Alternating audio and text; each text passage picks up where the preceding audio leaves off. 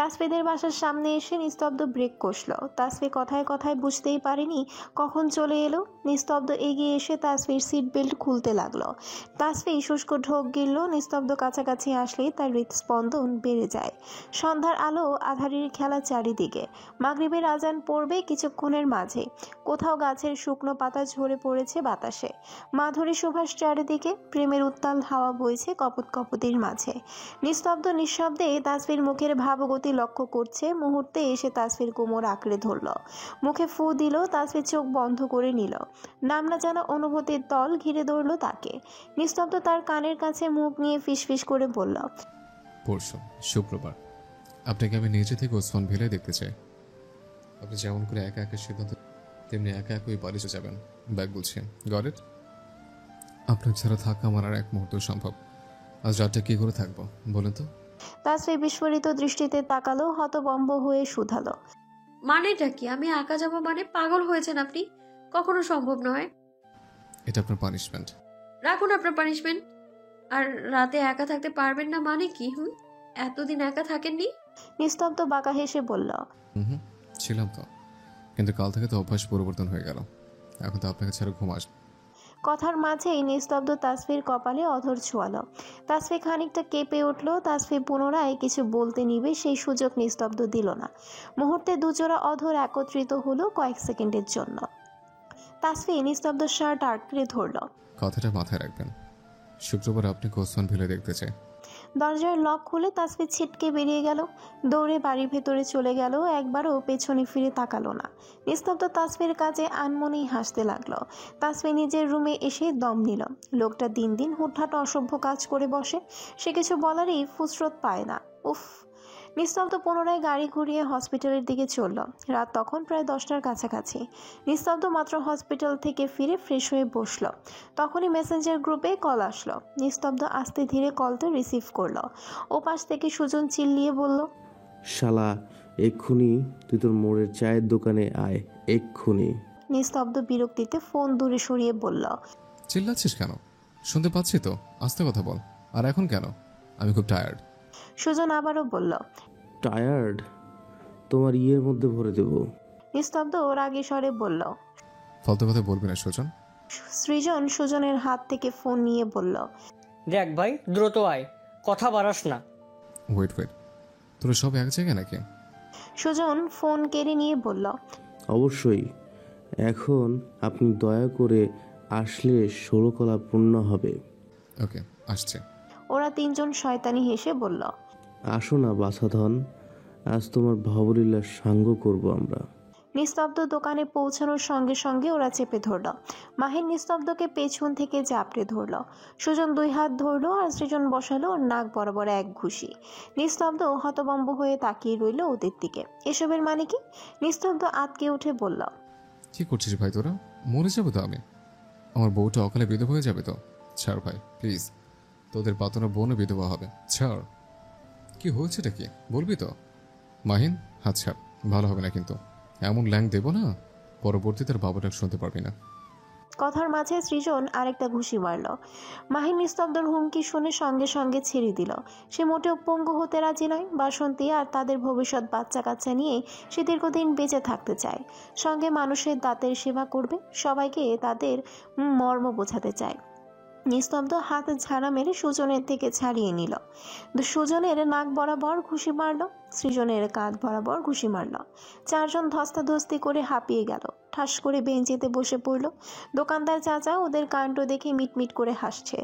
এদের খুনসুটি সে ভালোই উপভোগ করে। তারা দোকানে আসলে দোকানটার প্রতিটা কোনো উৎফুল্লতায় ভরে ওঠে। সুজন হাঁপাতে হাঁপাতে বলল, শালা আমাদের না জানিয়ে বাসর সেরে ফেললো, করে যায় কত বড় সাহস। নিস্তব্ধ সৃজনের কাঁধ মাথা রেখে বলল, বাসরও সারতে পারলাম কই, তার আগে তো নাক ভেঙে দিলে। সৃজন নিস্তব্ধকে ধাক্কা মেরে বলল, সর, একদম ছুবি না। তোর জন্য কত কিছু করলাম, আর শেষ পর্যন্ত আমাদের না জানিয়ে বাসর সেরে ফেললি। না পেলাম বাসর সাজানোর সুযোগ, না পেলাম টাকা পয়সা। নিস্তব্ধ মাহিনের মাথায় হাত রেখে বলল, বিশ্বাস কর ভাই, তোরা ওর দিব্যি সেরকম কিচ্ছু হয়নি। মাহিন ছিটকে দূরে সরে গেল। হাজারি করে বলল, কি ভাই, তুই সব সময় আমাকেই কেন টার্গেট করিস? আমি অকালেও মরতে চাই না। সুজন চোখ ছোট ছোট করে নিস্তব্ধর সামনে এসে বলল। সত্যি বলছিস তো? নিস্তব্ধ মাথা নাড়ল। মাহিন বলল। তাহলে তাসফিকে নিয়ে ফার্ম হাউসে কেন গিয়েছিলি? এমনি ওকে একটু ঘোরাতে নিয়ে গেছিলাম। সৃজন ব্যঙ্গ করে বলল। তাই তুমি জোর করে তাকে ঘোরাতে নিয়ে গিয়েছিলে ফার্ম হাউসে? নিস্তব্ধ আবার এবারে মাথা নাড়ালো। মুহূর্তে এসে ওদের দিকে তীক্ষ্ণ চোখে তাকিয়ে হুঁশিয়ারি কণ্ঠে বলল। এই 1 মিনিট, তোরা কি করে জানলি? সৃজন বলল। ভাই আমি কিছু জানি না, মাহিন আর সুজনই আমায় জানিয়েছে। মাহিন আর সুজন আমতা আমতা করতে লাগলো। এখন ওরা কি করে বলবে আশা আর বাসন্তীর কথা? ওরা দুজনেই আমতা আমতা করে বলল। সেটা তোর জানা লাগবে না, আমাদের তথ্য সঠিক। কই থেকে কিভাবে জানলাম এটা তোর জেনে কোনো কাজ নেই। তাই না? দাঁড়া। নিস্তব্ধ উঠে ওদের দুটোকে ধাওয়া করলো। মাহিন বলল। ভাই ভাই বিশ্বাস কর, সব দোষই সুজনের। সুজন দৌড়াতে দৌড়াতেই মাহিনের পা বরাবর লাথি মারল। আমার দোষ না। রাত প্রায় 1টার কাছাকাছি। দূরে কোথাও শেয়ালের ডাক শোনা যাচ্ছে। সুদর্শন যুবকটি আজও দাঁড়িয়ে আছে তাসফির রুমের ব্যালকনির সামনে শিমুল গাছের নিচে। দীর্ঘক্ষণ দাঁড়িয়ে থাকার পরে মাজা সমান রেলিং টপকে ভেতরে প্রবেশ করলো সে। দরজা লাগাতে আজও ভুলে বসেছে বোকা মেয়েটা। যুবকটি এগিয়ে গিয়ে তাসফির মাথার কাছে বসলো। কপালে আলতো করে চুমু খেলো। তাসফি ঘুমের ঘুরে কিছুটা কেঁপে উঠল। দীর্ঘক্ষণ তাকিয়ে রইল সে। রাত বাড়ার সঙ্গে সঙ্গে তার প্রস্থানের সময় হলো। অতঃপর যুবকটি তার প্রেয়সীর বালিশের পাশে একখানা চিঠি রেখে বেরিয়ে এলো নিঃশব্দে। তার ভালোবাসার সাক্ষী এই রাত, রাতের তারা ভরা আকাশ, সেই জলজল করা ধূসর চাঁদ। সব থেকে বড় কথা, তার ভালোবাসার সাক্ষী সে নিজে। মেয়ে দূর পাহাড়ের সর্বোচ্চ, সমুদ্রের গভীরতা সমান, দিনের তীব্র আলোর সমান, রাতের অন্ধকারের চাঁদের আলোর উজ্জ্বলন, আগ্নেয়গিরির লাভার সমান, ভূমিকম্পের কম্পনের সমান, টর্নেডোর ঢেউয়ের সমান, ঘূর্ণিঝড় উত্তলতার সমান, ওই বিশাল আকাশের সমান, মাটির পরিমাণের সমান, এই গোটা পৃথিবী, গোটা বিশ্ব ব্রহ্মাণ্ডের সমান। এতে আপনার ব্যক্তিগত সে। সকালের মিষ্টি রোদ্দুরে ঘুম ভাঙার পর তাসফি নিজের সবচেয়ে বিশেষ দামি অনুভূতির সাক্ষী হলো। এই তো সে ঘুম থেকে উঠে ফ্রেশ হয়ে এলো। এলোমেলো বিছানা গোছাতে শুরু করতেই একখানা চিরকুট পেল। তাসফি কিছুটা অবাক হলো, এখানে চিরকুট এলো কেমন করে?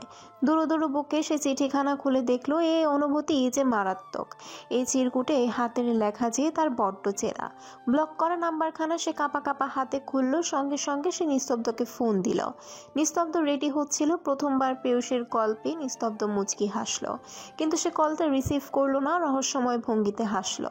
তাসফি বারবার চেষ্টা করলো কিন্তু পেল না। নিস্তব্ধ কল ধরলো না। এবারে তো ফোনটা বন্ধ আসছে। রেডি হয়ে নিস্তব্ধ নিচে নেমে এলো। ডাইনিং রুমে বসলো। খাবার সময়ের মাঝেই নিলয় সাহেব প্রশ্ন করল। পরশু রাতে বাসায় ছিল না, কোথায় ছিল?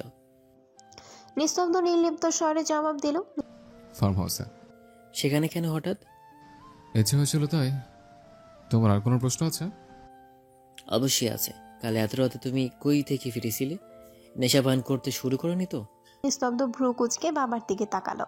নিলয় সাহেব মুখ কাঁচুমাচু করে বলল। না, ওই বলছিলাম আর কি। খেতেও পারো, ওগুলো ভালো নাই বাবা, খেতে নেই। আয়েশা ঠোঁট টিপে হেসে বলল।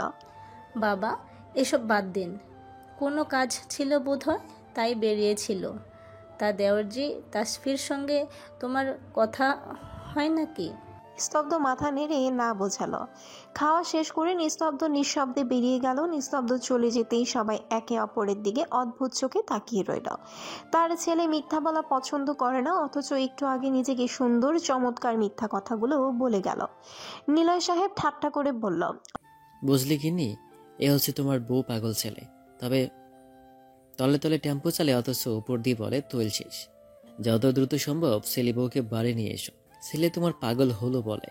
অনিমা বেগম গম্ভীর কণ্ঠে বলল। তার বউ লাগলে সে নিজে গিয়ে নিয়ে আসুক। দেখো তোমার ছেলে আর কি কি কাণ্ড ঘটায়। সবাই চুপ থাকবা, মোক্ষম সময় তাকে জবাব দেওয়া হবে। বাসন্তী বলে উঠল। মা তুমি যাই বলো না কেন, ভাই কিন্তু বউয়ের প্রেমে হাবুডুবু খাচ্ছে। হ্যাঁ, এখন শুধু তোমার ভাই, তা সবার কাছে স্বীকার করলেই হয়। সবাই একজোট হেসে নিল। ব্রেকফাস্টে তাসফিকে মন মরা হয়ে খেতে দেখে মেজো চাচি জিজ্ঞেস করলো। কি হয়েছে?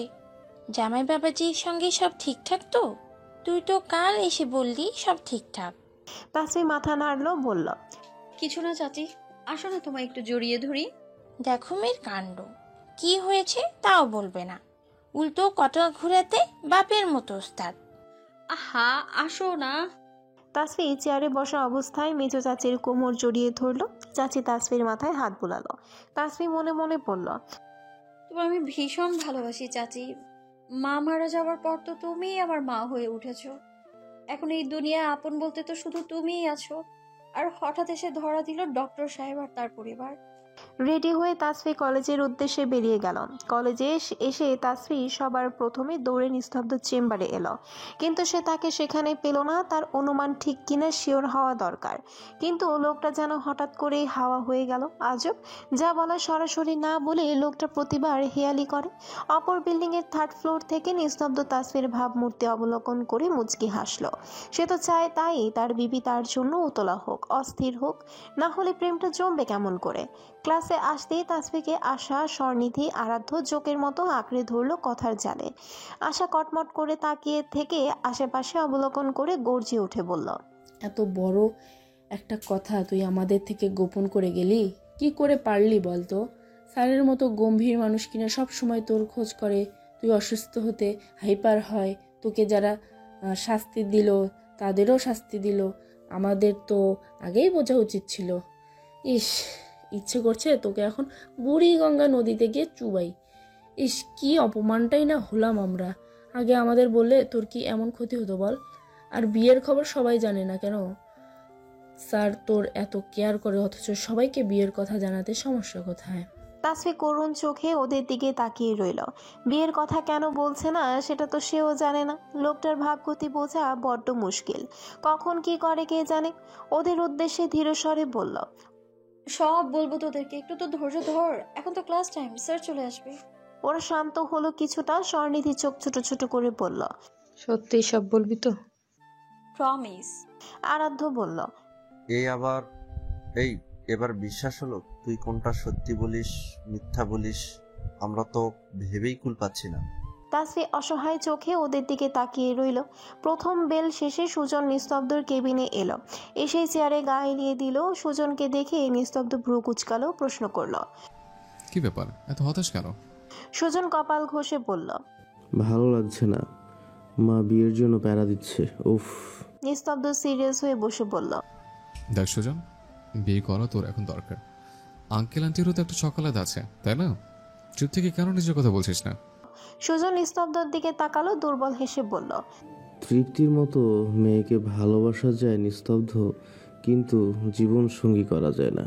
নিস্তব্ধ অবাক হয়ে বলল, মানে তুই তোকে ভালোবাসিস? তবে সুজন দীর্ঘশ্বাস ফেলে বলল, দেখ নিস্তব্ধ, তুই বুদ্ধিমান ছেলে। তৃপ্তি যেই ক্যাটাগরির মেয়ে, তাকে সংসারের মায়ায় বাধা রাখা সম্ভব না। আমি ওকে ভালোবাসবো, তবে ওকে কাছে পেতে চাই না।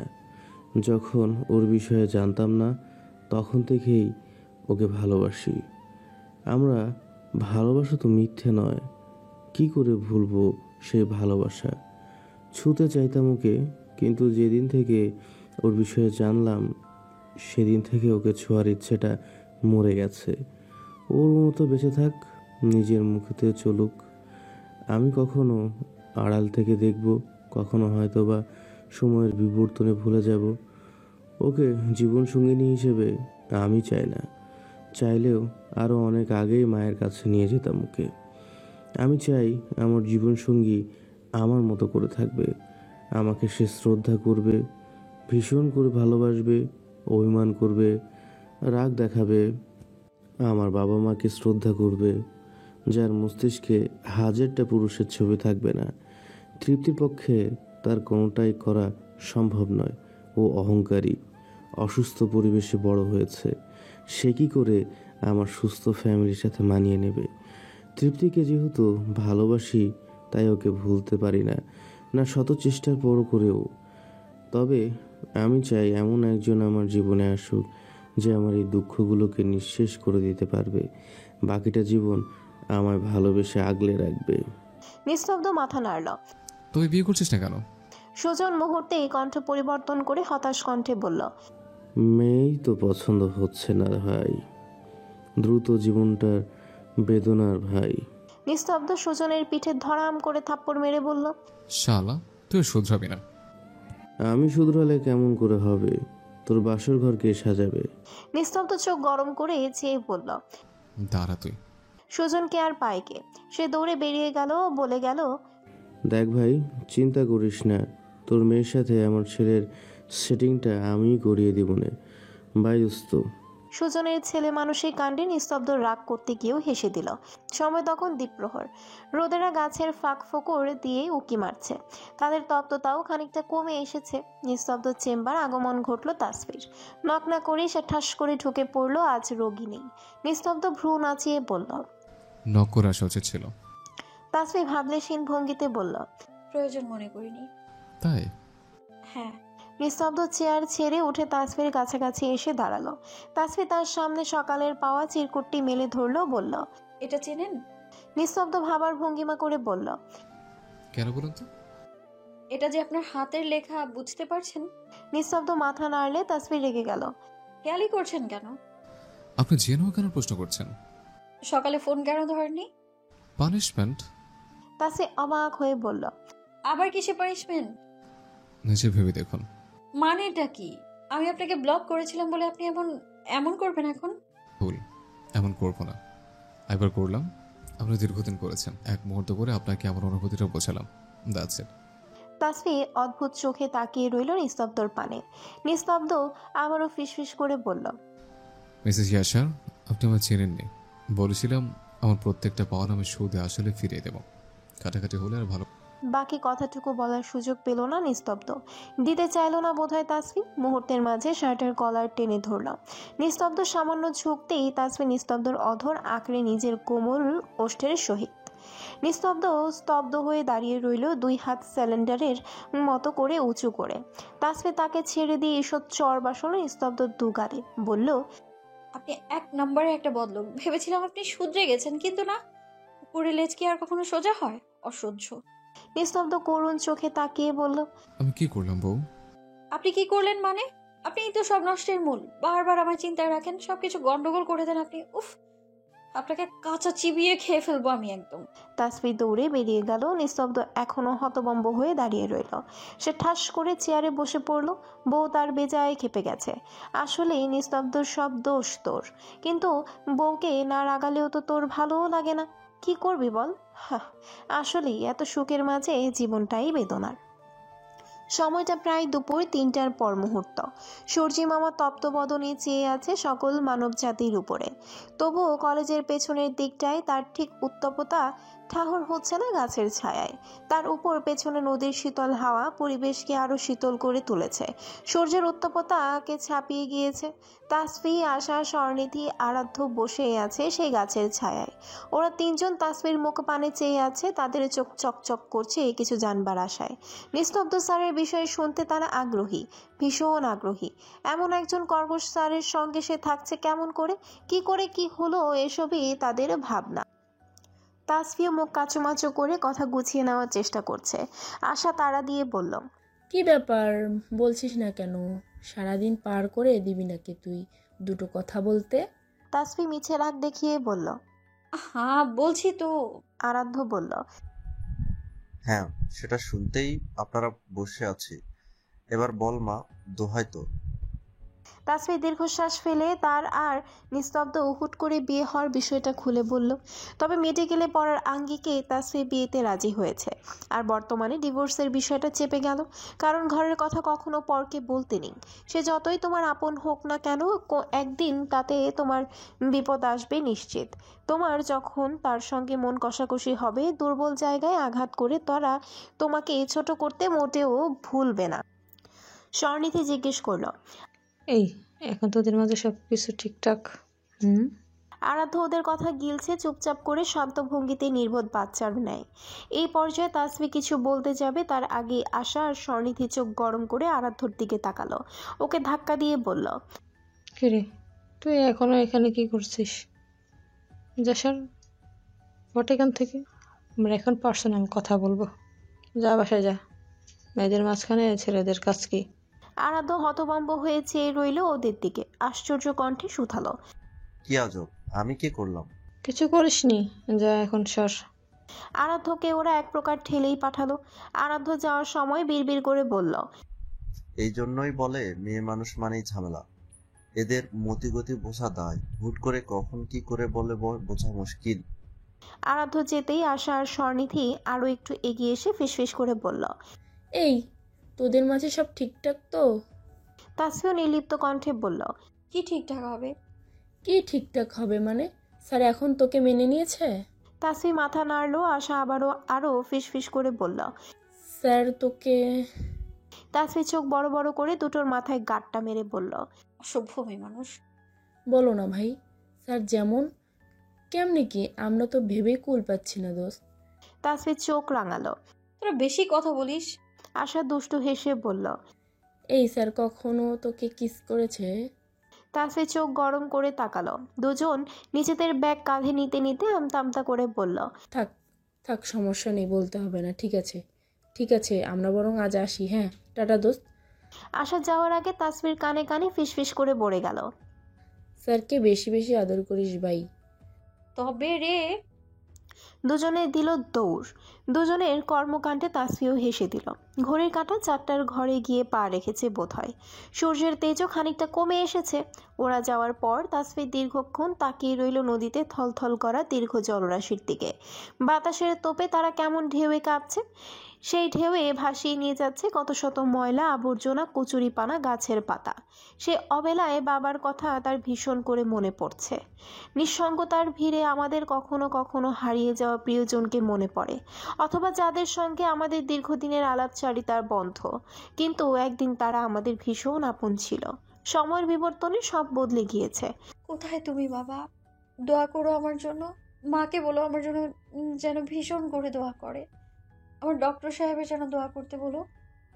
আমরা যেন ইহকাল পরকাল দুজনেই একসঙ্গে থাকি। আশা একা একা হাঁটছে বাসার উদ্দেশ্যে। হঠাৎ করে তার অদ্ভুত ইচ্ছে জাগ্রত হলো মনে। উহা নিকুচুই ছেলে মানুষই, তবুও মন চাইছে কাজটা করে ফেলতে। সঙ্গে সঙ্গে সে সুজনকে মেসেঞ্জারে নক দিল। স্যার আপনার বাসার অ্যাড্রেসটা একটু বলবেন প্লিজ? সুজন লাইনেই ছিল, ভ্রু কুচকে লিখল, হোয়াই? আমার বাসার অ্যাড্রেস দিয়ে তোমার কি প্রয়োজন? আমার প্রয়োজন নয় স্যার, আসলে তাসফি জানতে চাইছিল ওর নাকি কিসের প্রয়োজন। ও আজ ফোন আনিনি, তাই আপনাকে বলতে পারছি না। প্লিজ বলুন না। আশা ডাহা মিথ্যা কথাটাই বলে বসলো। সুজন ভাবলো সত্যি হয়তো তাসফি চেয়েছে। আসরের আজান পড়বে খানিকক্ষণ বাদে। সুজনদের দোতলা বাড়ির সামনে এসে আশার রিক্সা থেকে নামলো। এই পর্যন্ত এসে সে এবারে দোটানায় পড়েছে, ভেতরে যাবে কি যাবে না। না, এখন ভেবে আর লাভ নেই। এসেই যখন পড়েছে সে আন্টিকে একবার দেখাই যাক। আশার মনে এই ইচ্ছে পোষণ হতো না সম্পূর্ণ দোষ সুজন স্যারের। ক্লাসে প্রায় সময় সে মায়ের গল্প করে। তার মা রান্না বান্নায় নাম্বার 1, কথা বলায় নাম্বার 1। সুজন নাকি তার থেকে এত সুন্দর সুন্দর গুণগুলো রপ্ত করেছে। আশা আজ আর লোভ সামলাতে পারলো না। তার চাচি বাসায় নেই, গিয়েছে বাপের বাড়ি। এই সুযোগে আশা একটু ঘোরাঘুরি করে রাখুক। গেটে শটান দাঁড়িয়ে থাকা দারোয়ান প্রথমে তাকে ঢুকতে দিতে দারুণ তেরামি করলো। পরবর্তীতে সে সুজন স্যারের কথা বলে ভয় দেখানোতে একটু রেহাই পাওয়া গেল। আশা সামান্য কেশে গলা পরিষ্কার করে ভাব নিয়ে বলল, আপনি কি জানেন সুজন স্যার আমায় পাঠিয়েছে? সে যদি জানে আপনি আমাকে ভেতরে ঢুকতে দেননি, আপনার চাকরি নষ্ট হয়ে যেতে পারে, জানেন? দারোয়ান সুজনের কথা শুনে মুখ কাচুমাচু করে ফেলল। চাকরি নটের কথা শুনে আরো ভয় পেল। অমনি আশাকে সুরসুর করে ভেতরে ঢুকতে দিয়ে দিল। আশা জিজ্ঞেস করল, আপনার মালিক উপরে তাকে না নিচে থাকে? দারোয়ান হাতের ইশারায় নিচে দেখালো। আশা উৎফুল্ল চিত্তে এগিয়ে গেল, কাপা কাপা হাতে কলিং বেল চাপলো। সুজনের বাবা তিতাস মিত্র ড্রয়িং রুমে বসে চা খাচ্ছিল আর খবরের কাগজ পড়ছিল। ভদ্রলোক সারাদিনে একটু বসার ফুসরত পাননি, পাবে কি করে? ঘরে জোয়ান ছেলে থাকতে যদি নিজেকেই ব্যবসা সামলাতে হয় তবে হবে কেমন করে? কলিং বেলের আওয়াজ পেয়ে গলা উঁচিয়ে ডাকলো, সুজনের মা, দেখো তো কে এলো। সুজন এলো নাকি দেখো। রাহেলা বেগম দ্রুত এসে দরজা খুলে দিল। তবে সেখানে সুজনের মুখের পরিবর্তে হাসি খুশি বদনে সাদা অ্যাপ্রন পরিহিত অপরিচিত মেয়েকে দেখে কিছুটা অবাকই হলেন। আশা হাসি মুখে বলল, আসসালামু আলাইকুম আন্টি, আপনি কি ডাক্তার সুজন স্যারের মা? ভদ্রমহিলা সালাম নিয়ে কিছুটা অবাক স্বরেই মাথা নাড়ল। আশার সঙ্গে সঙ্গে তাকে জড়িয়ে ধরল। আন্টি ভালো আছেন? রাহেলা বেগম কিছুটা ভ্যাবাচাকা খেলো আশার কর্মকাণ্ডে। রাহেলা বেগম আশার মাথায় হাত বুলিয়ে বলল, তুমি কে মা? তোমায় তো চিনতে পারলাম না। আশা বলল, আন্টি আমি সুজন স্যারের একজন কুখ্যাত ছাত্রী। ভদ্রমহিলা চোখ পিটপিট করে চাইলো। আশা বলল, বুঝলেন না তো? আচ্ছা আমি বুঝিয়ে বলছি। কুখ্যাত কেন বলছি, কারণ আমি সবসময় স্যারের ভুল ধরিয়ে দিই, তাই কুখ্যাত।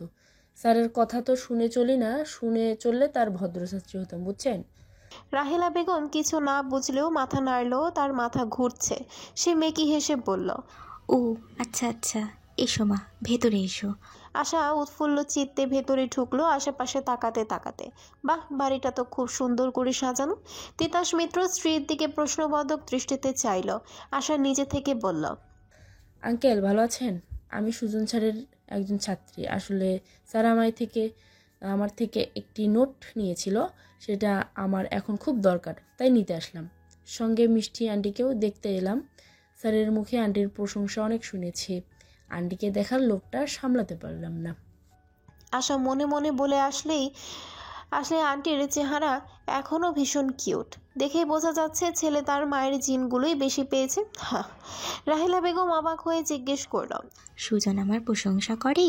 আশা মাথা নাড়ল। রাহেলা বেগম খুশি হয়ে আশাকে বসতে দিল। বিভিন্ন নাস্তা পানি এনে ভরে ফেলল। আশার মজার মজার কথা শুনে সুজনের বাবা মা দুজনেই হাসতে লাগলেন। দুজনে অনেকদিন পর এভাবে মন খুলে হাসল। ভদ্রলোক হাসলেন। আশার ছেলে মানুষই সে বুঝতে পারছে। স্ত্রীকে বললেন, সুজনের মা যাও, ওকে সুজনের রুমে নিয়ে যাও, নোট আনলে ওর রুমেই রাখবে। রাহেলা বেগম বললেন, ও হ্যাঁ হ্যাঁ চলো, আসলে সুজন দোতলায় থাকে তো, এখনো আসেনি ও। এসো মা। রাহেলা বেগম আশাকে নিয়ে সুজনের রুমের সামনে এসে আবারও ফিরে গেল। সুজনের বাবা হঠাৎ ডাকলো। আশাকে বলল, তুমি যাও, রুম খোলাই আছে, ওর সব কাগজপত্র টেবিলে থাকে, দেখো। সুজন খানিকক্ষণ আগে এসেছিল হসপিটাল থেকে। ভেবেছিল ফ্রেশ হয়ে একদম নিচে যাবে। মাত্রই গোসল শেষ করে হয়ে তোয়ালে জড়িয়ে মৃদু স্বরে গান গাইতে গাইতে ওয়াশরুম থেকে বের হলো সে। হঠাৎ দরজা খোলার শব্দ পেয়ে সুজন ভ্রু কুঁচকে সেদিকে চাইল। আশাকে দেখে সুজন হতভম্ব হয়ে চাইল। আশা এই মুহূর্তে ভেতরে সুজনকে এই অবস্থায় একদমই আশা করেনি। চোখ বড় বড় করে চাইল সে। সুজন সঙ্গে সঙ্গে এক প্রকার চিৎকার করে তেড়ে এলো আশার দিকে। তাসফি মাত্রই কলেজ থেকে নিচে বাসায় ফিরল। ফ্রেশ হয়ে এসে ফোনটা হাতে নিয়ে ড্রয়িং রুমে বসলো। অমনি কমলা বেগম লাঠিতে ভর দিয়ে হেঁটে এসে তাসফির সামনে দাঁড়ালো। লাঠি দিয়ে তাসফির পায়ে খোঁচা দিল। তাসফি ভ্রু নাচিয়ে বোঝালো, কি সমস্যা? কমলা বেগম সোজা সাপটা, এই যে নবাবের বধূ, স্বামীর লাগে শ্বশুর বাড়ি যাইবা কবে কও দেখি। তাসফি ফোন স্ক্রোল করতে করতে নিলিপ্ত কণ্ঠে শোধালো, স্বামীর লগে শ্বশুর বাড়ি যাবো না বুড়ি, তোমার স্বামীর লগে যাব। কমলা বেগম খেপে গেল। তবে রে, তুই মোর স্বামীর লগে যাবি? মাইয়া কয় কি? তৎক্ষণাৎ নিস্তব্ধর কল এলো তাসফির ফোনে। তাসফির দুষ্টু হেসে ফোন রিসিভ করে কানে ধরলো। ওপাশ থেকে নিস্তব্ধর কণ্ঠ ভেসে এলো, কি করছেন মিসেস?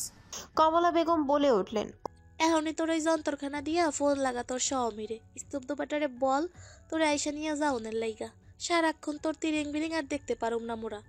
নিজের আমানত তোমার নবাব নিজেই বুঝানিক। ওপাশ থেকে নিস্তব্ধ এসব অদ্ভুতুরে কথা শুনে হতভম্ব হয়ে বসে পড়ল। বেচারা কেবলই চায়ের মুখে চুমুক দিচ্ছিল নিজের চেম্বারে জানালার কাছে দাঁড়িয়ে। সঙ্গে নিজের নামের এমন বিকৃতি শুনে তার খাসি উঠে গেল। বিতৃষ্ণায় মিষ্টি চাও তেতো হয়ে গেল ক্ষণকালের জন্য। কমলা বেগম আবারও বলে উঠল, কি হইল ফোন লাগা? টিহা আমি দিমু, আগে তোর বিদায় কইরা নিমু। নিস্তব্ধ করুণ স্বরে বলল, মিসেস ইয়াশার, আপনি কি একটু দূরে গিয়ে কথা বলতে পারবেন? তাসফি মাথা নেড়ে বলল, পারছি না, আমার পায়ে ভীষণ ব্যথা, বুঝলেন তো। শয়তানি হেসে দাদির উদ্দেশ্যে বলল, নাও বুড়ি নাও, কথা বলো তোমার স্তব্ধের সাথে, নাও নাও বলো বলো। ওপাশ থেকে নিস্তব্ধ আতকে উঠে উত্তেজিত কণ্ঠে তাসফিকে শাসিয়ে বলল, খবরদার, যদি দাদির কাছে ফোন দিয়েছো তুমি, একটা হারও আস্ত রাখবো না তোমার, কথাটা মাথায় রেখো। আমার আমার কি দোষ বলুন? দেখুন দাদি নিজে থেকে কত আকুতি করছে। এই নাও দাদি। নিস্তব্ধ সঙ্গে সঙ্গে খট করে কলটা কেটে দিল।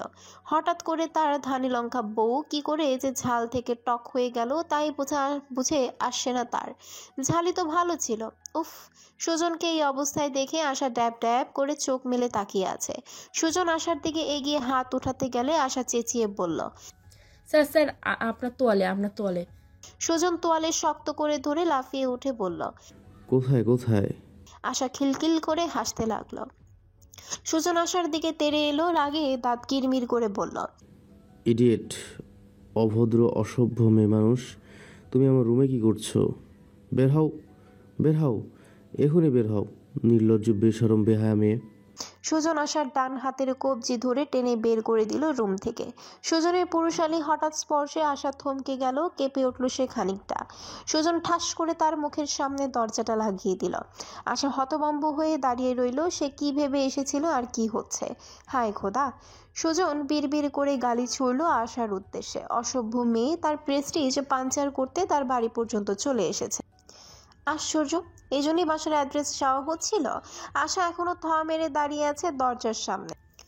2 মিনিটের মাঝে সুজন দরজা খুলল পোশাক পরিধান করে। আশাকে এখনো দেখে ভ্রু কুঁচকে রাগী স্বরে জিজ্ঞেস করল, তুমি এখনো এখানে খাম্বার মতো দাঁড়িয়ে কি করছো? যাওনি? রাহেলা বেগম তখন আবার ফিরে এলেন, আশার উদ্দেশ্যে বলতে নিল, কি ব্যাপার, তোমার নোট পেলে মা? সুজনকে দেখে শুধালেন, ও মা, সুজন তুই কখন এলি? সুজন আর চোখে আশাকে দেখে নিয়ে বলল, এসেছি খানিকক্ষণ আগে, এসেই বোধহয় বড্ড ভুল করেছি।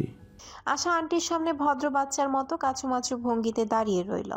রাহেলা বেগম বললেন, সে যাই হোক, ওর নাকি কি নোট এনেছিলিস? দিয়ে দে না মেয়েটাকে, কত কষ্ট করে মেয়েটা এতটা পথ এসেছে। সুজন অবাক কণ্ঠে শুধালো, কিসের নোট মা? আশা মনে মনে দোয়া পড়ছে এই রে। আশা সঙ্গে সঙ্গে বলল, আন্টি, নোট পেয়ে গেছি।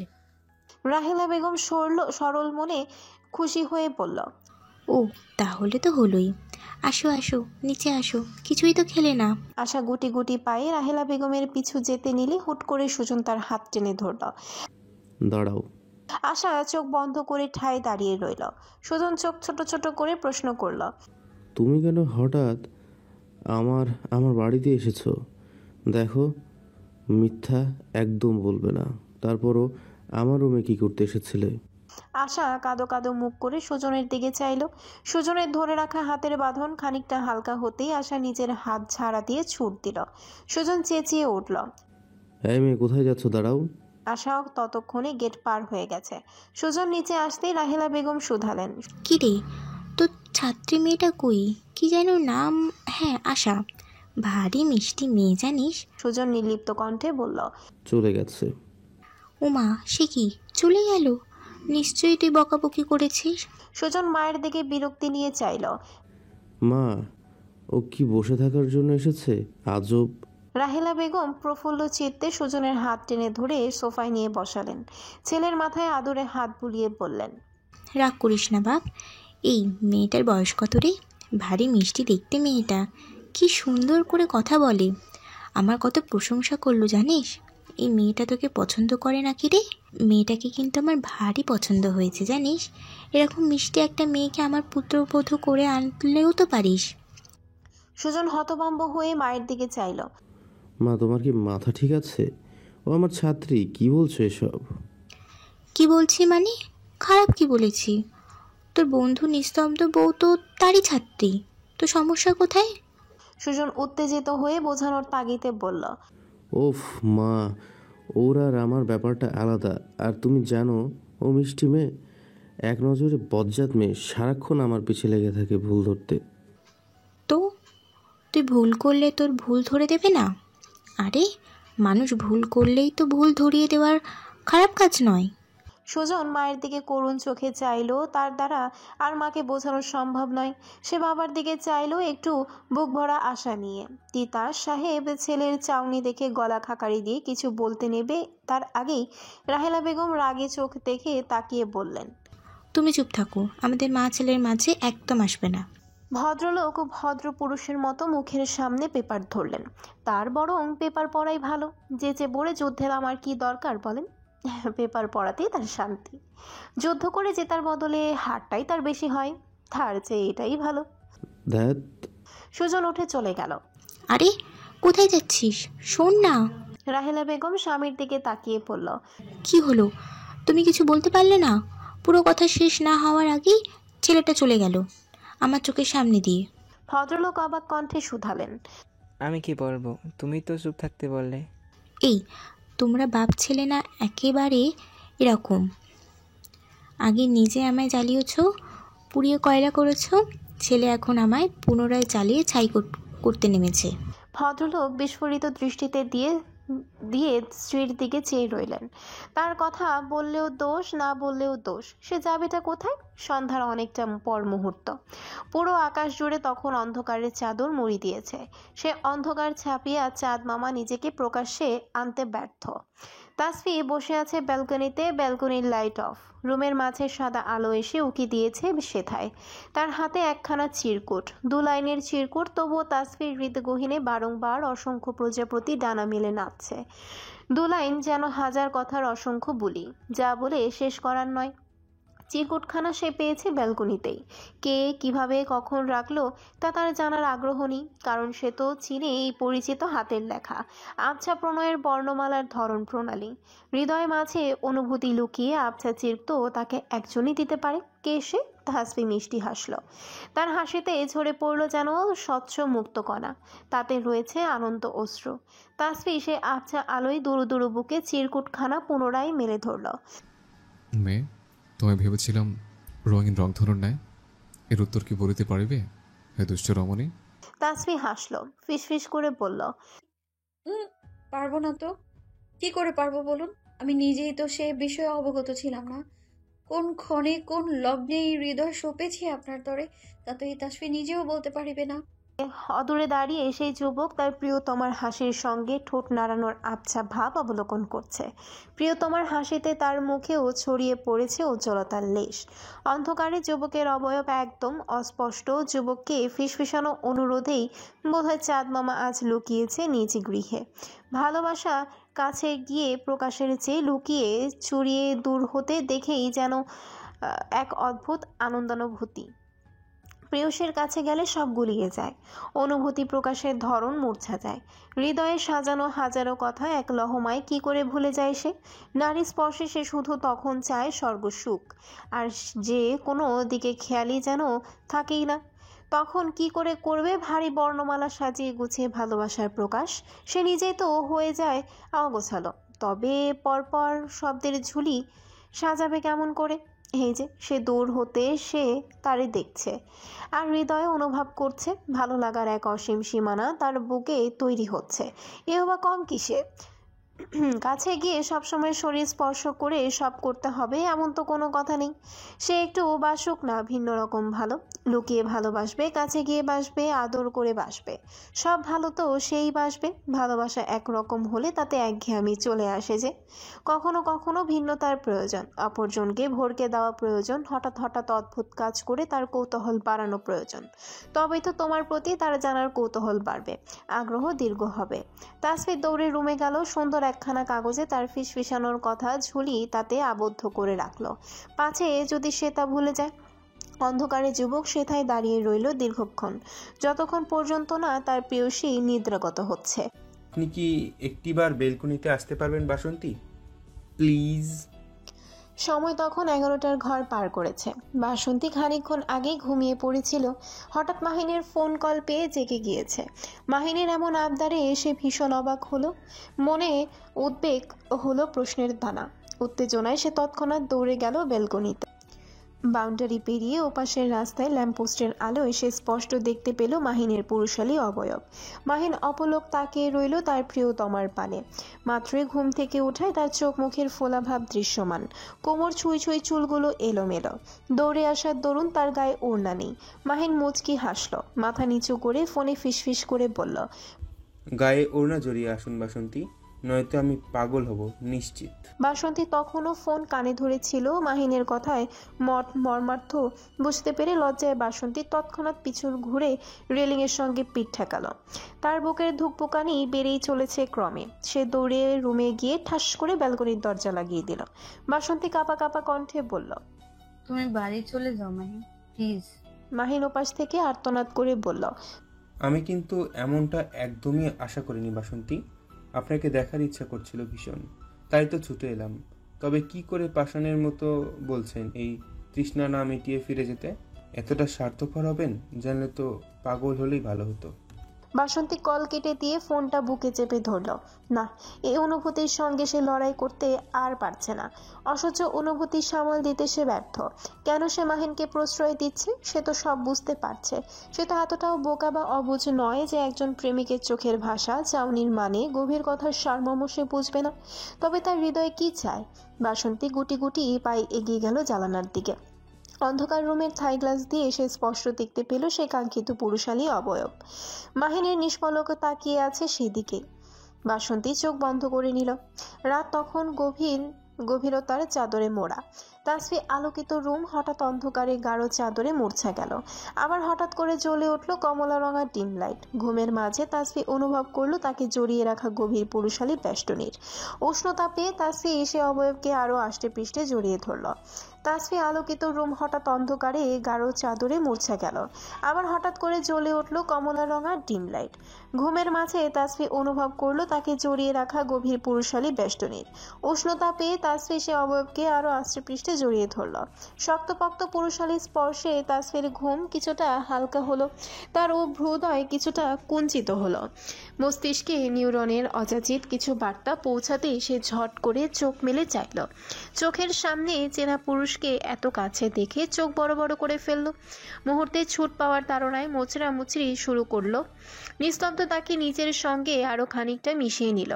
দুহাত শক্ত করে ধরে ফিসফিস করে বলল, এত নজর করবে না তো ম্যাডাম, ঘুমোতে দিন, প্রমিস করছি আপনাকে একটু ডিস্টার্ব করবো না, শুধু হালকা একটু জড়িয়ে রাখবো।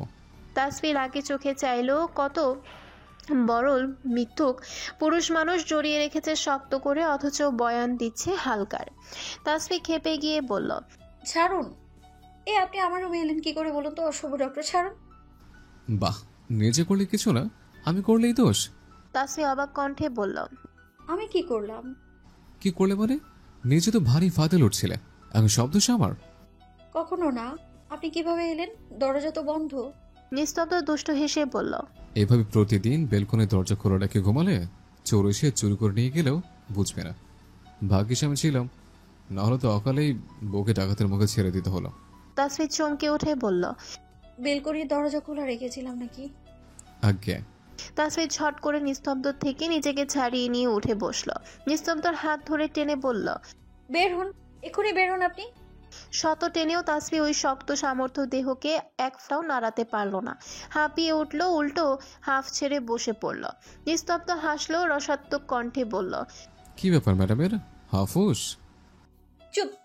নিস্তব্ধ জোরে হাসতে নিলেও তাসফি সঙ্গে সঙ্গে উঠে তার মুখ চেপে ধরল। নিস্তব্ধ তখনও হাসছে। তাসফি দাঁতে দাঁত চেপে বলল, ব্যাককলের মতো দাঁত কেলাচ্ছেন কেন?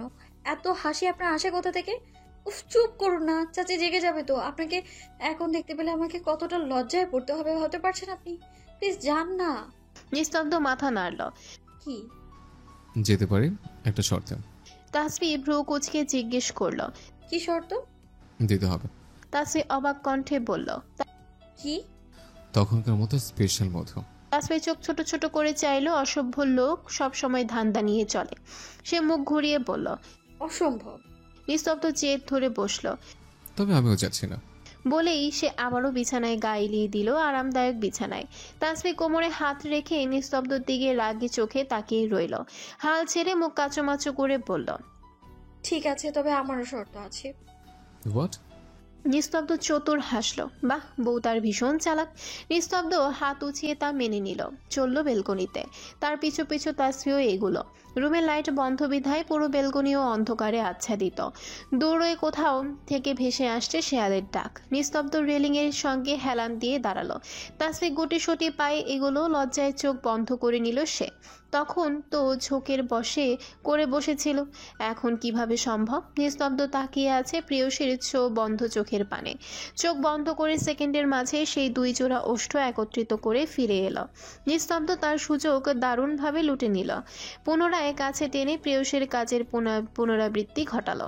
হাসপাতালে তো সে বিষম খেয়েছিল, তবে এখন তো সে সজ্ঞানে, তবে ফায়দা না লুটে ছাড়বে কেমন করে? তাসফি হতভম্ব হয়ে গেল, ফিসফিস করে বলল, এটা কিন্তু কথা ছিল না।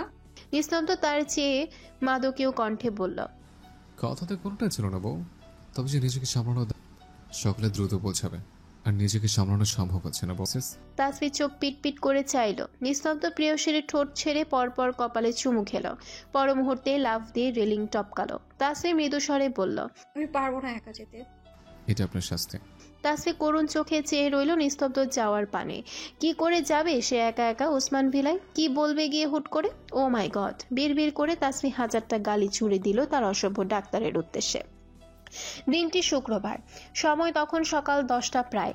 সূর্যের উত্তপতা ছাড়িয়ে পড়েছে চারিদিকে। ওসমান ভিলার ড্রয়িং রুমে সোফায় কাচুমাচু মুখ করে বসে আছে তাসফি। তাকে ঘিরে পরিবারের সকল সদস্য ড্যাব ড্যাব করে চেয়ে আছে তার পানে। ওসমান শেখ, অনিমা বেগম, নিলয় সাহেব, বাসন্তী, আয়েশা, ইনায়া, ফিরোজা বেগম, এমনকি ছোট্ট পান্নাও বাদ যায়নি। সকলের মতে তাসফির পানে তীক্ষ্ণ দৃষ্টি দিয়ে পরখ করতে। ছোট পান্নার মনে কাকিয়ার জন্য ভীষণ অভিমান। এতগুলো দিন তাকে ছাড়া ছিল কিনা? সকলের এমন দৃষ্টির ক্ষোভে পড়ে তাসফি আরো চুপসে যাচ্ছে। সকালে ঘুম থেকে উঠে তাসফি লাগেজ গোছাতে শুরু করতেই প্রথমে রুমে আগমন ঘটল তার দুবের, আনিকা আর রাহেলার। তারা তাকে লাগেজ গোছাতে দেখে চোখ বড় করে বলল, কিরে, ব্যাগ কেন গোছাচ্ছিস? কোথাও যাবে নাকি? তাসফি শুধু হ্যাঁ বোধক মাথা নাড়ল। ওরা একে অপরের দিকে চাইল। ব্রেকফাস্ট টেবিলে চাচির কথা শুনে সবাই বুঝাই যাচ্ছে দুটোতে মিলে সব উগড়ে দিয়েছে। চাচি উৎকণ্ঠা নিয়ে বলল, কি শুনছি তাসফি, তুমি কি কোথাও যাচ্ছ? তাসফি মাথা নাড়ল। এখন বেশি কিছু বললে সে ঝামেলা বাড়াতে চাচ্ছে না। একদম যাওয়ার সময় বলে যাবে বরং। মেসো চাচি আবারও বলল, কিন্তু যাবে কোথায়? আমাদের আগে তো বলনি। ছোট চাচি তাসফির দিকে আর চোখে চেয়ে বলল, তো আমাদের কেন বলবে? ওর বাবা তার মেয়েকে আমাদের কাছে আমানত রেখে গিয়েছে। কতদিন আগে কত বড় বিপদের হাত থেকে রক্ষা পেল। এখন আবার কিছু হলে পরপারে গিয়ে তো আমাদেরই জবাবদিহিতা করতে হবে। তাসফি কোনো উত্তর দিল না। তার খাওয়া শেষ। উঠে সে লাগেজ হাতে বেরিয়ে এলো। ততক্ষণে হইচই শুনে কমলা বেগমও লাঠিতে ভর করে বেরিয়ে এলেন। তাসফি সকলের উদ্দেশ্যে থমথমে কণ্ঠে বলল, আমি এখানে থাকছিলাম বলে তোমাদের অনেকেরই সমস্যা হচ্ছিল। আমি চলে যাচ্ছি, তোমাদের আর কোনো সমস্যা হবে না। মেজো চাচি রেগে বলল, একটা চটকানি দেবো মেয়ে। আমাদের সমস্যা হচ্ছিল মানে কি? নিজের মেয়ের থেকে তোমায় কোন অংশে কম ভালোবাসি না? কমলা বেগম আতকে উঠে বলল, চলে যাবি মানে? এই কই যাবি? শ্বশুর বাড়ি। সবাই অবাক হয়ে একে অপরের দিকে চাইলেও আনিকা বলল, কিন্তু তুই না বললি দুলা ভাইকে ডিভোর্স দিবি? বলেছিলাম, এখন দেব না। তোদের কোনো সমস্যা? আমি এখন ও বাড়িতে যাব। কমলা বেগম এগিয়ে থমথমে কণ্ঠে বললেন, তুমি সত্যিই ও বাড়িতে যেতে চাইছো? কিন্তু একা কেন? তাসফি খানিকটা নাক টেনে বলল, তুমি বুঝবে না বুড়ি, আমার একাই যেতে হবে। মেজো চাচি কিছুক্ষণ তাসফির দিকে খানিকক্ষণ তাকিয়ে থেকে তাকে অবলোকন করে কাছে এগিয়ে এলো। তাসফির মাথায় হাত বোলালো। তাসফি তার বুকে মাথা রেখে কেঁদে ফেলল। চাচি বললেন, বোকামি, কাঁদছো কেন? তোমাদের মাঝে সব ঠিক হলেই আমরা খুশি। আমরা তো আর কখনো চাইনি তোমার সংসার ভাঙো। তবুও তোমার সংসার, তুমি সিদ্ধান্ত নিয়েছিলে, আমরা বাধা দিইনি। আজ তুমি ফিরতে চাইছো, তাতেও বাধা দেব না। শুধু বলবো সাবধানে যাবা, আর জামাই বাবাজিকে নিয়ে আবার আসবে, কেমন? চাচি আঁচলে চোখ মুছলেন। মেয়েটাকে দেখলেই ইদানিং কেন যেন তার শুধু কান্না পায়। অভাগী মেয়েটা এবার একটু সুখ পেলেই হয়। এক বাবা মা গিয়েছে তো কি হয়েছে? ও বাড়িতে তার নতুন মা বাবা তো রয়েছেই। তাসফি মাথা নেড়ে তার কথার সায় জানালো। ছোট চাচি অন্যদিকে চোখ ঘুরিয়ে রাখলো। সকলের থেকে বিদায় নিয়ে তাসফি তস্ত কদমে বেরিয়ে এলো বাড়ি ছেড়ে। এই তো 10 মিনিট আগেই সে ওসমান ভিলায় পা রাখলো। প্রথমে ও বাড়ির মানুষের কাছে জবাবদিহিতা করতে হলো, আর এখন এখানেও। দীর্ঘশ্বাস ছাড়লো তাসফি। বদমাস ডাক্তার, তাকে একা একা মাছ নদীতে ফেলে দিল তো, তাই না? সেও দেখে নেবে। নিস্তব্ধ তখন বাসায় ছিল না। ভেবেছিল অর্ধাঙ্গিনীর নাস্তানাবুদ মুখখানা নিজের চোখে এসে অবলোকন করবে, কিন্তু তার মনের ইচ্ছা পূরণ হলো না। তার আশায় জল ঢেলে আজ এই রোগীকে আসতে হলো। আজ এই প্রথমবার ডাক্তারি পেশার প্রতি তার বড্ড বিরক্ত ভিড় হলো। ফিরোজা বেগম ডিভোর্সের বিষয়ে জানেন না, তাকে জানানো হয়নি। এমনিতেই সে অসুস্থ। ফিরোজা বেগম বলে উঠলেন, কি গো মাইয়াডারে তোরা বসায় রাখছস কেন ওইভাবে? কতদিন পর আইলো। যা যা রুমে গিয়ে ফ্রেশ ট্রেশ হতে দে। সব এমন করে ঘিরে ধরে আসস কেন? নিলয় সাহেব তাসফির পাশে গিয়ে বসলো, মাথায় হাত বুলিয়ে বলল, মামুনি তুমি কি শিওর তুমি তোমার সিদ্ধান্ত বদলেছো? তাসফির লজ্জায় মাথা নাড়ল। ওসমান শেখ বললেন, তাহলে তো হলোই। এই তোরা কেউ ওকে দাদু ভাইয়ের রুমে নিয়ে দিয়ে আয়। তাসফি বাদ সেধে বলে উঠল, আমি বাসন্তী আপার সঙ্গেই থাকবো দাদু। ফিরোজা বেগম অবাক হয়ে বলল, ও মা, সে কেমন কথা? অনিমা তাকে থামিয়ে দিয়ে বলল, মা তুমি থামো। নাতি বউ যে ফিরে এসেছে, এতেই খুশি থাকো। ওদের স্বামী স্ত্রীর ব্যাপার ওরা নিজেরা বুঝে নেবে। বাসন্তী, ওকে নিয়ে যা। ফিরোজা বেগম বিড়মিড় করতে করতে বললেন, তোরা যে কি চাস? পোলা মাইয়া দুইটারে খালি আলাদা করণের ধান্দায় থাকোস। পুরুষ মানুষ আর কত সহ্য করবে? আয়শা ফিসফিস করে নানির কাছে কানে কানে বলল, তোমার নাতি অত ধৈর্যশীল নয় গো নানি। গোপনে গোপনে সে ঠিক আমাদের না জানিয়ে নিজের কাজ সেরে নিয়েছে, বুঝেছো? নানি বিস্ফোরিত দৃষ্টিতে চাইল, এত বড় একখানা সুখবর তোরা আমার থেকে লুকাতে পারলি? তাসফি বাসন্তীর রুমে এসে ফ্রেশ হয়ে বসতে বাসন্তী আর আয়শা তাকে ঘিরে ধরল। তাসফি কিছুটা থতমত খেলো। বাসন্তী বলল, এই তাসফি, ভাই আর তোর মাঝে সব ঠিকঠাক তো? দেখ, একদম মিথ্যা বলবি না। ভাই যে তোকে ফার্ম হাউসে নিয়ে গিয়েছিল সে খবর কিন্তু আমরা জানি। লজ্জায় তাসফির কান গরম হতে লাগলো। ছি, সবাই জেনে গিয়েছে সেই কথা, কিন্তু লোকটা যে বলল কেউ জানে না। তাসফি মনে মনে রাগে ফুঁসতে লাগলো। আয়শা তার বাহুতে ধাক্কা দিয়ে বলল, কি হলো বোন, বলো না। তাসফি চোখ পিটপিট করে চাইলো, রাগর করে বলল, ছি, অশুভ কথা বলো না তো তোমরা। এই একদম নাটক করবি না তাসফি, সত্য কথা বল। আমার ভাইটাকে আর কত অপেক্ষা করাবি? তোদের মাঝে সব ঠিকঠাক তো? তাসফি মনে মনে বলল, সব ঠিকঠাক হয়েও ঠিকঠাক নেই আপা। তোমার ভাই একটা বহুরূপী, এত সহজে সব ঠিকঠাক কি করে হতে দিই বলো?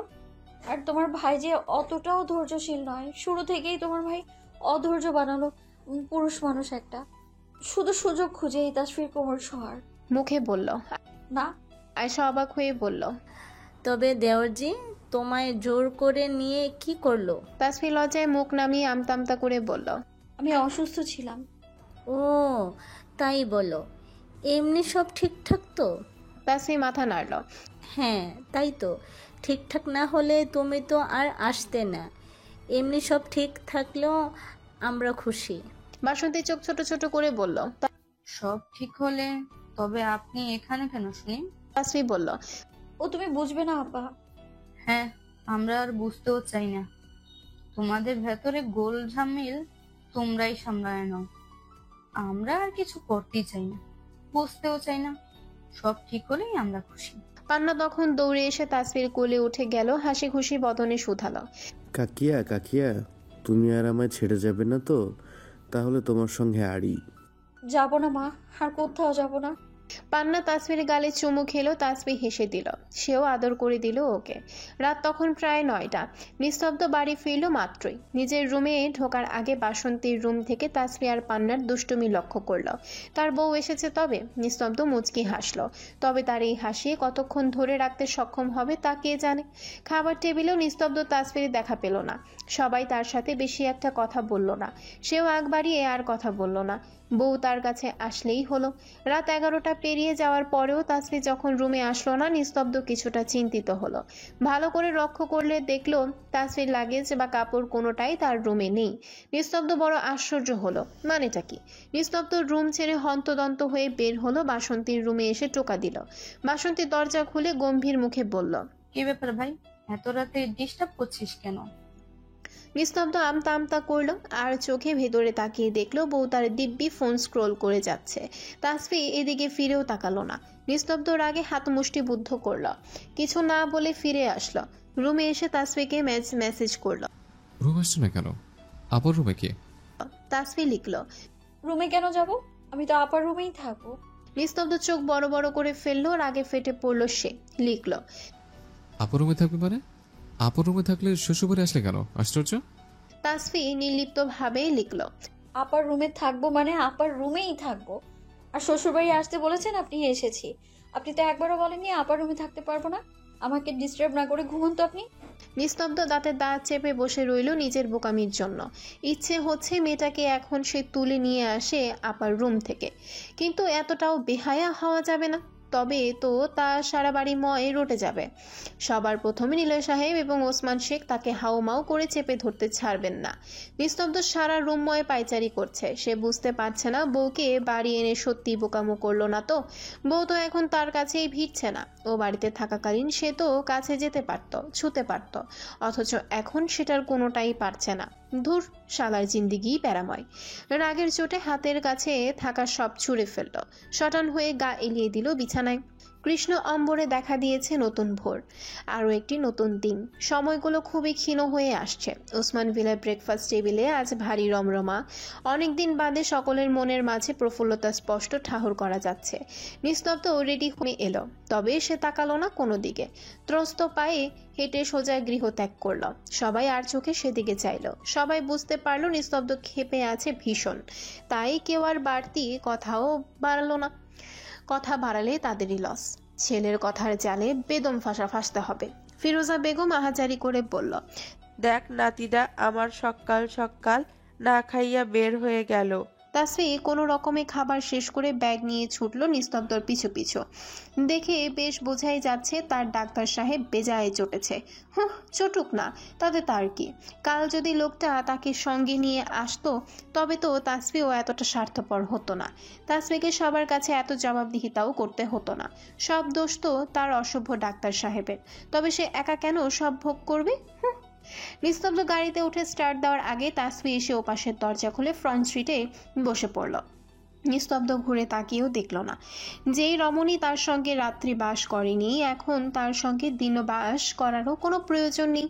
সে একাই থাকতে পারবে। নিস্তব্ধ মুখ দিয়ে টু শব্দটি না বলে গাড়ি স্টার্ট দিল।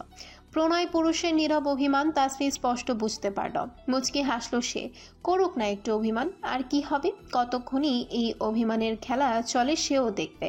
2 মিনিট যেতে না যেতে নিস্তব্ধ জোরসে ব্রেক কষল। তাসফির সামনে ঝুঁকে আর একটুর জন্য মাথায় আঘাত লাগার হাত থেকে বেঁচে গেল। তাসফির চোখ গরম করে নিস্তব্ধর দিকে চাইল, শুধালো, কি হলো? এবার মাঝ রাস্তায় গাড়ি থামালেন কেন? নিস্তব্ধ উত্তর দিল না, বরং হাতের থাবায় স্টিয়ারিং এর রাগে থাপ্পড় বসালো। তাসফি নিস্তব্ধর অদ্ভুত কর্মকাণ্ডে চোখ পিটপিট করে চাইল। মুহূর্তে সুজনকে ফোন লাগালো। অসময় সুজন নিস্তব্ধর ফোন পেয়ে ভারী অবাক হলো। রিসিভ করতে নিস্তব্ধ ঝাড়ি মেরে পড়ল, সুজন, সিট বেল্ট লাগা। এতটা কেয়ারলেস হস কিভাবে? এরকম লো ক্লাস কমন সেন্স নিয়ে ঘুরলে গাড়িতে ওঠার তো প্রয়োজন দেখছি না। থাপড়ে গাল লাল করে ফেলবো। বেয়াদব। সিট বেল্ট লাগা, না গাড়ি থেকে নাম, এক্ষুনি নামবি। এসব ফালতু কাজ জাস্ট নেওয়া যাচ্ছে না। নিস্তব্ধর কথা শুনে তাসফি বিস্ফোরিত দৃষ্টিতে চাইল তার পানে। ও মাই গড, ও মাই গড। সুজন হতভম্ব হয়ে ফোন কানে ধরে বসে রইল। কিসের গাড়ি, কিসের সিট বেল্ট? নিস্তব্ধর কথার আগামাথা সে কিছুই বুঝল না। করুণ স্বরে বলল, ভাই তুই সকাল সকাল ওসব কিছু খেয়ে আসিসনি তো? দেখ দোস্ত, সত্যি বলবি। নিস্তব্ধ আবারও ধমকে উঠল, থাপড়ে তোমার দাঁত সবগুলো ফেলে দেবো। বেয়াদব, আজলাম করো আমার সাথে। এখন হাবতের মতো বসে আছিস, ইডিয়েট। তাসফির থতমত খেলো, কোনো রকমে হাত বাড়িয়ে সিট বেল্ট লাগালো। সঙ্গে সঙ্গে নিস্তব্ধ ফোন কেটে দিল। এদিকে বেচারা অবলা পুরুষ সুজন ফোনের দিকে চোখ ফিট করে চাইল। সব আজগবি কথা বলার জন্য সবাই কি শুধু তাকেই পায় নাকি? আশ্চর্য। তাসফির আগে ফুঁসতে লাগলো। অসভ্য লোক, সোজা কথা তাকে বললেই হয়, এত নাটক করার কি প্রয়োজন? মুখে না বলিস, লিখে দিতিস, ঢং। তাসফির ইচ্ছে হচ্ছে নিজের গালে নিজের থাপ্পড় বসাতে, পারে না নিস্তব্ধকে চিবিয়ে খায়। নিস্তব্ধ আবারও গাড়ি স্টার্ট দিল। সারা পথ সে আর একটা কথাও বলল না আগ বাড়িয়ে। থাকুক তার রাগ নিয়ে। গেটের সামনে এসে গাড়ি থামতে তাসফি হন হন করে নেমে গেল। গেটের সামনে থাকা কিছু পোলাপান স্যারের গাড়ি থেকে তাসফিকে নামতে দেখে কেমন আর চোখে চাইল। মনে তাদের কটূক্তি। আজ ক্লাসে পৌঁছে তাসফির চারপাশে ফিসফিস গুঞ্জন ঠাউর করল। আশা ওদের পাশে গিয়ে বসতে আরাধ্য হাতের ইশারায় পেছনে দেখতে বলল। তাসফি পেছনে দেখিয়ে স্পষ্ট মানসার গোল গোল মুখশ্রীখানার নজরে এলো। তাসফি কয়েক মিনিট গাঢ় দৃষ্টি নিক্ষেপ করে তার দিকে তাকিয়ে রইল। 1 সপ্তাহের শাস্তি তবে শেষ হয়ে গিয়েছে। বাহ, ভালো, ক্লাসেও চলে এসেছে। আশা কৌতুক করে বলল,